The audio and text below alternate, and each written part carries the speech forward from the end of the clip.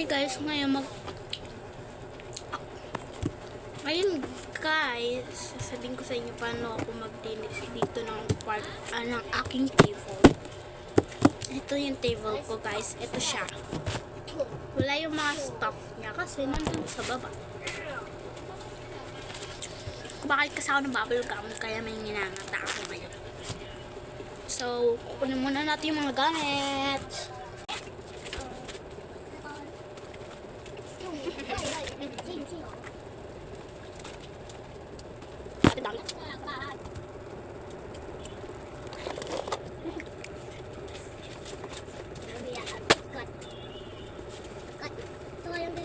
Okay na guys, so nandito na lahat ng stuff ko. Yan. So ayos na natin siya dyan. Okay guys, ayan na yung basura ko naman. Diyan mo muna natin sa ating bag. Yeah. Balak sa buhay mo dyan.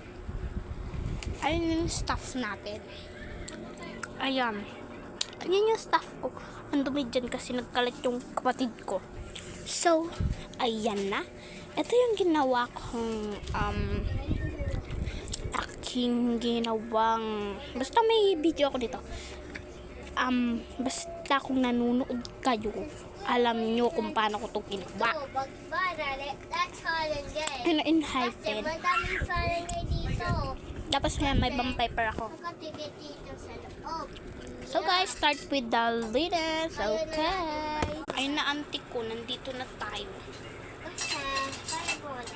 Wala kayo nakita.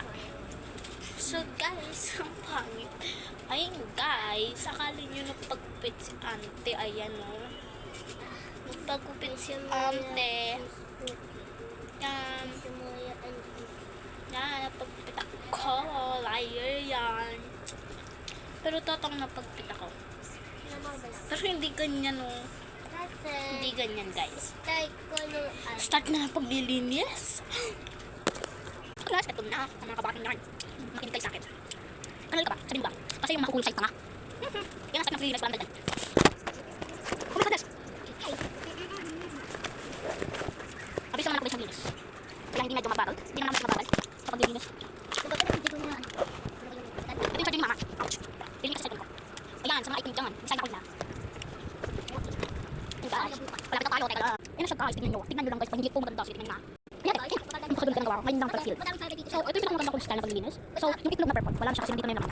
Binilak ko nung kasi ng kapatid. Ito guys, may yan ako dito. Hindi ko pa siya nagugupit. Bye guys. Part 2. Bye.